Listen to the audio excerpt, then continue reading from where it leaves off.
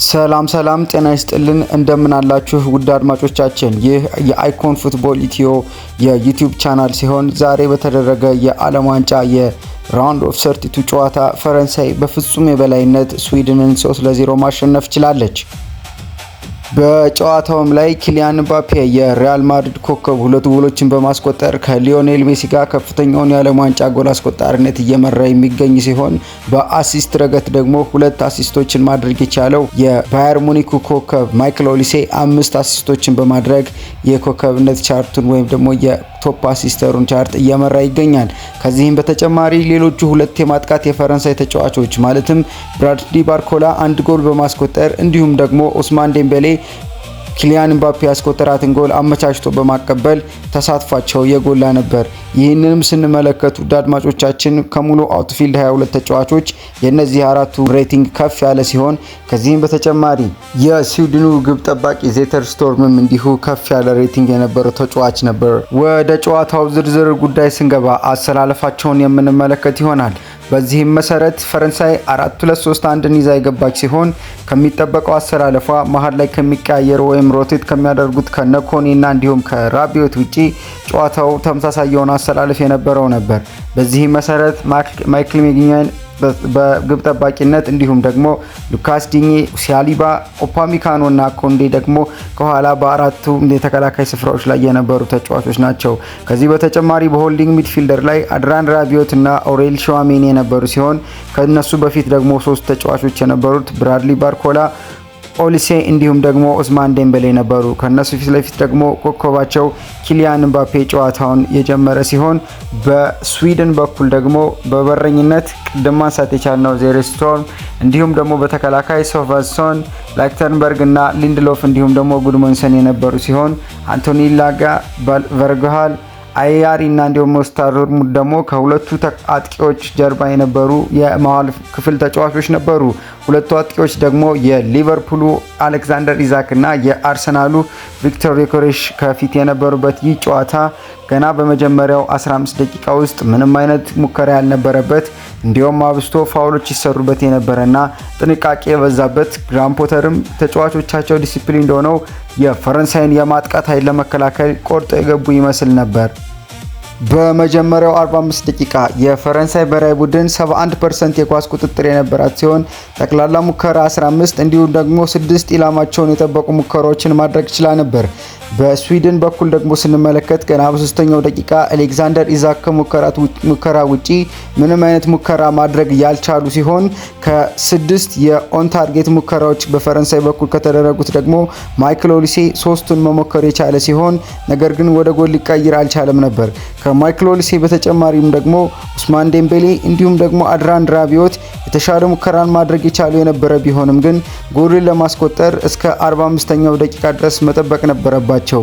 ውድ አድማጮቻችን በ45 ደቂቃ ውስጥ 15 ሙከራዎችን ወይም ደግሞ 6 ኦን ታርጌቶችን መሞከር የቻለው የፈረንሳይ ብሔራዊ ቡድን ሲስተሙን ቀይሮ ባገኘው የኮርና ምት ወይም ደግሞ የማዕዘን ምት ጊዜ ማይክል ኦሊሴ በፈጣን አጀማመር ለኦስማን ዴምቤሌ ደግሞ ከጎኑ ለነበረው ኪሊያን ምባፔ ኳስን ፓስ በማድረግ ኪሊያን ምባፔ ሁለት ተጫዋቾችን ፌንታ ከሰራ በኋላ ፋር ፖስት ወይም ደግሞ የሩቁ ጎል ላይ ጎልን በማስቆጠር ሀገሩ 1-0 እየመራች ወደ እረፍት እንድታመራ አስችሏል። ምስጋና ለስዊድኑ ግብ ጠባቂ ዜተር ስቶርም እና ለአንግሉ ይሁን እንጂ የፈረንሳይ መምራት ከዚህም የተሻለ ሊሆን እንደሚችል ማየት ተችሏል። ምክንያቱም በመጀመሪያው አጋማሽ ብቻ 2 ሙከራዎች አንግል ገጭቶባቸው የወጡ ሲሆን እነዚህም ደግሞ ኪሊያን ምባፔ ያደረገው ሙከራና የማይክል ኦሊሴ የመቀስ ምት ሙከራ እነዚህ ሁለቱ ኳሶች በአንግሉ ተመልሰው ከግብነት የዳኑ ሲሆን ከዚህ በተጨማሪ ዜተር ስቶርም የስዊድኑ ግብ ጠባቂ ያደረገው ደግሞ ድንቅ ተጋድሎ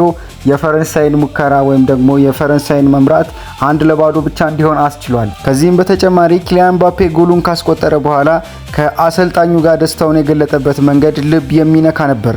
ለዚህ ደግሞ ዋነኛ ምክንያቱ ፈረንሳዊው አሰልጣኝ ዲዲየር ደሾፕ በ1998 አምበሉን የዓለም ዋንጫን ያሸነፈ ከዚህም በተጨማሪ ደግሞ በ2018 እነ ኪሊያን ምባፔ፣ ግሪዝማን፣ አንጎሎ ካንቴ፣ ፖል ፖግባ እንዲሁም ደግሞ ኦሊቬር ዥሩድን በያዘው ፈረንሳይ ብሔራዊ ቡድን ውስጥ በዋና አሰልጣኝነት የዓለም ዋንጫን ያሸነፈ ይህ ድንቅ ሰው በቅርቡ ነበር የእናቱን ሕይወት ማጣት የቻለው።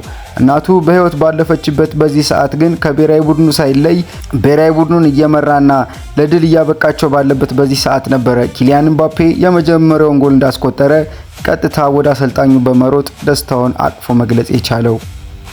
ከእረፍት በኋላ በፍጹም የበላይነቷ መዝለቅ የቻለችው ፈረንሳይ 53% የኳስ ቁጥጥርና 2.32 ኤክስፔክትድ ጎል ወይም ደግሞ ሙከራዎችን ማድረግ የቻለች ሲሆን በአጠቃላይ 10 ሙከራዎችን 6ቱ ደግሞ ኦን ታርጌት የነበሩ ሲሆን እስከ 53ኛው ደቂቃ ድረስ ግን 1-0 እንደነበር ጨዋታው መቀጠል ችሏል።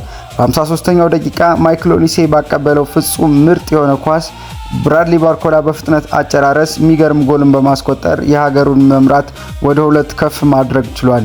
ከዚህ በተጨማሪ ማይክል ኦሊሴ ምንም እንኳን ጎል አያስቆጥር እንጂ ያቀበላቸውን ኳሶች ወደ 2 ያሳደገበትን ጎል ደግሞ ኪሊያን ምባፔ ማስቆጠር ችሎ ነበር። ይህም ደግሞ ለማድረግ እስከ 74ኛው ደቂቃ መታገስ የነበረበት ሲሆን ማይክል ኦሊሴ ሁለተኛ አሲስቱን ኪሊያን ምባፔም ደግሞ ሁለተኛ ጎሉን በማስቆጠር የሀገራቸውን መምራት ወደ 3-0 ከፍ ማድረግ ችለዋል። ይህ ሁሉ ሲሆን ቀድሞ እንደተፈራው ፈረንሳይ ሙሉ ጨዋታውን መቆጣጠርና ስዊድንን ዶሚኔት ማድረግ የቻለች ሲሆን ሁለተኛው ሙከራዋን ለማድረግ ስዊድን 88ኛው ደቂቃ ድረስ መጠበቅ ነበረባት። ይህንን ሙከራ ደግሞ ማድረግ የቻለው የአርሰናሉ አጥቂ ቪክቶር ዮኬሬሽ ነበር። ሆኖም ግን ጎልን ማስቆጠር ሳይችል ቀርቶ በበረኛው የዳነበት ሲሆን ጨዋታው 3-0 በሆነ ውጤት መጠናቀቅ ችሏል። ውድ አድማጮቻችን እስኪ አሁን ደግሞ የፈረንሳይን የማጥቃት ክፍል እንመልከት። በአጥቂ ክፍል ኪሊያን ምባፔ፣ ማይክል ኦሊሴ እንዲሁም ደግሞ የባሎንዶር አሸናፊው ኡስማን ዴምቤሌና ብራድሊ ባርኮላ፣ ዴዚሬ ዱዌ እንዲሁም ደግሞ ሪያን ቸርኪን የያዘው የፈረንሳይ የማጥቃት ክፍል አሁን ላይ ባለው ስታት መሰረት የአሃዛዊ ቁጥር መረጃ መሰረት ከፍተኛ ግብ አስቆጣሪው ኪሊያን ምባፔ ሲሆን እንዲሁ ከሊዮኔል ሜሲ ጋር አቻ በመሆን ማለት ነው። በአሲስት ደግሞ ማይክል ኦሊሴ ይመራዋል። ከዚህ በተጨማሪ ኡስማን ዴምቤሌ 4 ጎልና 2 አሲስት፣ ኪሊያን ምባፔ 6 ጎልና 2 አሲስት፣ ብራድሊ ባርኮላ 2 ጎልና 1 አሲስት፣ ብራድሊ ባርኮላ 2 ጎልና 1 አሲስት እንዲሁም ደግሞ ማይክል ኦሊሴ 5 አሲስቶችን በማድረግ ብዙ የጎል ኮንትሪቢዩሽን ያለው የማጥቃት አስፈሪ ብሔራዊ ቡድን መሆኑን ያሳያል።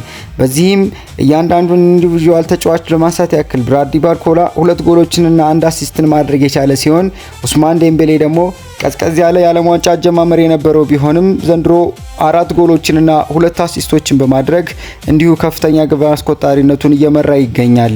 ከዚህ በተጨማሪ ማይክል ኦሊሴ 5 አሲስቶችን ማድረግ የቻለ ሲሆን በተለይ በዛሬው ጨዋታ 6 ሙከራዎችን 92% አኩሬት የሆነ ኳሶችን ፓስ በማድረግ 93 ተች የነበሩት ሲሆን ከዚህ በተጨማሪ ደግሞ 2 ድሪብሎችን ሰክሰስፉሊ ማሳካት ችሏል።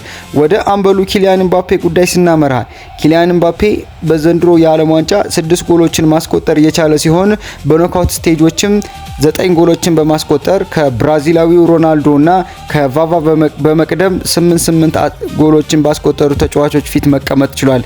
ከዚህ በተጨማሪ የኪሊያን ምባፔ አስገራሚው ሪከርድ ደግሞ በ18 የዓለም ዋንጫ ጨዋታዎች 18 ጎሎችን በማስቆጠር ከሊዮኔል ሜሲ በአንድ ጎል ብቻ በማነስ ይከተላል። እንደሚታወቀው ጉድ አድማጮቻችን ሊዮኔል ሜሲ 19 ጎሎችን በዓለም ዋንጫ በማስቆጠር የዓለም ዋንጫ የምንጊዜም ኮከብ ጎል አግቢ ወይም ደግሞ ከፍተኛ ጎል አስቆጣሪ ሲሆን ይህንንም ለማድረግ 28 ጨዋታዎችን ማድረግ ነበረበት። ኪሊያን ምባፔ ግን በ18 የዓለም ዋንጫ ጨዋታዎች 18 ጎሎችን በማስቆጠር 100% የሆነው ወይም ደግሞ በእያንዳንዱ ጨዋታ አንድ ጎል የማስቆጠር አቅሙን ማሳየት ችሏል። ከዚህ በተጨማሪ ይህ ተጫዋች ቅድም ላይ ማንሳት እንደቻልነው በዘንድሮ የዓለም ዋንጫ 6 ጎሎችንና 2 አሲስቶችን በማድረግ የኮከብ ጎል አግቢነቱን ሚና ከሊዮኔል ሜሲ ጋር ተጋርቶ የሚከተል ሲሆን በጣም አስገራሚው ስታት ደግሞ ውድ አድማጮቻችን በዓለም ዋንጫ 7 ጨዋታዎች 2 እና ከዛ በላይ የሆኑ ጎሎችን በማስቆጠር እንደ ኪሊያን ምባፔ ሪከርድ ያለው ተጫዋች የለም። ቅድም ላይ ማንሳት እንደቻልነው በኖካውት ስቴጅ ከሮናልዶ 8 ጎል እና እንዲሁም ደግሞ ከቫቫ 8 ጎል በመቅደም 9 ጎሎችን ማስቆጠር ችሏል። ኖካውት ስቴጅ ማለት ዘንድሮ የተጨመረውን ራውንድ ኦፍ 32ን ጨምሮ ራውንድ ኦፍ 16፣ ራውንድ ኦፍ 8 ወይም ደግሞ ኳርተር ፋይናል እና ሰሚ ፋይናልን መሰረት ያደረገ ነው ማለት ነው። ከዚህ በተጨማሪ ኪሊያን ምባፔ። ከዚህ በተጨማሪ በ7 ጨዋታዎች ላይ 2 እና ከዛ በላይ ጎሎችን ማስቆጠር የቻለው ኪሊያን ምባፔን ስንመለከት ይህንን ማድረግ የቻለው በ2018 የዓለም ዋንጫ ማለትም በመጀመሪያው ተሳትፎ የዓለም ዋንጫ ተሳትፎ በራውንድ ኦፍ 16 ላይ አርጀንቲና ላይ 2 ጎሎችን በማስቆጠር ያን ፌመስ ጨዋታ 4-2 እንድታሸንፍ ሀገሩ ያስቻለ ሲሆን ከዚህ በተጨማሪ ደግሞ በግሩፕ ስቴጅ በ2022 የዓለም ዋንጫ በዴንማርክ ላይ 2 ጎሎችን በራውንድ ኦፍ 16 እንዲሁ በ2022 የዓለም ዋንጫ በፖላንድ ላይ 2 ጎሎችን ያስቆጠረ ሲሆን ከዚህ በተጨማሪ ከአርጀንቲና ጋር በነበረው ድንቁ የምንጊዜ ምርጥ ጨዋታ ተብሎ በሚቆጠረው የፋይናል ጨዋታ ላይ 3 ጎሎችን በማስቆጠር ሀገሩ ለፔናልቲ ሹታውት እንድትደርስ ማድረግ ችሎ ነበር። በዘንድሮ የዓለም ዋንጫ ደግሞ ግሩፕ ስቴጅ ላይ ከሴኔጋል ላይ 2 ጎሎችን ያስቆጠረ ሲሆን በኢራቅ ላይ እንዲሁ 2 ጎሎችን እንዲሁ በራውንድ ኦፍ 32 ደግሞ ትላንት ምሽት ስዊድንን 3-0 ባሸነፉበት ጨዋታ 2 ጎሎችን ማስቆጠር የቻለ በጨዋታ ላይ 2 እና ከዛ በላይ ጎሎችን በማስቆጠር በዓለም ዋንጫው ታሪክ በአሁኑ ሰዓት እየመራ የሚገኝ ድንቅ ተጫዋች ነው። ውድ አድማጮቻችን ፈረንሳይ የዛሬው ምሽት ጨዋታ 3-0 አሸንፋ ወደ ራውንድ ኦፍ 16 ማለፏን ተከትሎ ቀጣይ ጀርመንን በጥሎ ማለፉ ጨዋታ ላይ በፔናልቲ ማሸነፍ የቻለችውን ፓራጓይን የምትገጥም ሲሆን ከዛ በመቀጠል ደግሞ ከካናዳና ከሞሮኮ አሸናፊ ወደ ሴሚፋይናል የምታደርገውን ጉዞ የምትቀጥል ይሆናል ማለት ነው። ውድ አድማጮቻችን እንግዲህ በፈረንሳይና በስዊድን ጨዋታ ዙሪያ ያነሳነው ጉዳያችን ይህንን ይመስል ነበር።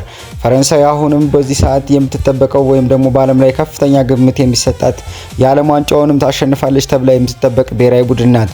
ለዚህም ደግሞ ማሳያ የሚሆነው የስዊድኑ ኮከብ የምንጊዜ ምርጥ ተጫዋቻቸው ዝላታን ኢብራሂሞቪች በፎክስ ስቱዲዮ ላይ ከጨዋታው በፊት ከጨዋታው በኋላ በሰጠው አስተያየት ፈረንሳዮች ቢያሸንፉንም ይገባቸዋል፣ እንዲሁም ደግሞ ከነሱ ጋር መገዳደር በራሱ ትልቅ አቅም ነው የሚለውን አስተያየት የሰጠ ሲሆን ከጨዋታው በኋላ የስዊድኑ አሰልጣኝ ግርሃም ፖተር ፍጹም መሆን ነበረብን፣ ፍጹም መሆን ብንችል እንኳን እውነቱን ለመናገር ያ በቂ ይሆናል ብዬ እርግጠኛ መሆን አልችልም፣ ምክንያቱም ተቃራኒያችን በከፍተኛ ደረጃ ላይ የሚገኝ ብሔራዊ ቡድን ነው።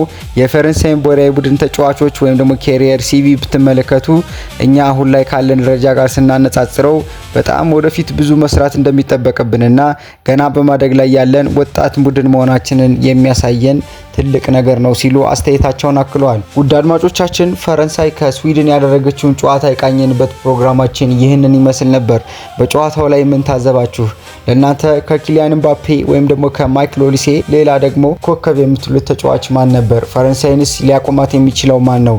በራውንድ ኦፍ 16 ሁለቱም ቡድናቸውን ማሸነፍ ከቻሉ አሽራፍ ሀኪሚ ከኪሊያን ምባፔ ድጋሚ የሚገናኙ ይሆናል ከሞሮኮ ጋር።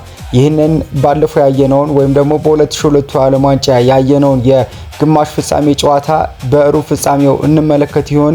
ይህንን ጊዜ ይፈተዋል። ስላዳመጣችሁን ከልብ አድርገን እናመሰግናለን። ለቻናላችን አዲስ ከሆናችሁ ሰብስክራይብ በማድረግና እንዲሁም ደግሞ ላይክ እና ሼር በተኑን በመንካት እያጋራችሁ እንድትደግፉን በአክብሮት እንጠይቃለን። ፕሮግራማችን ይህንን ይመስል ነበር። ስለተከታተላችሁን ከልብ አድርገን እናመሰግናለን። ባይ ባይ።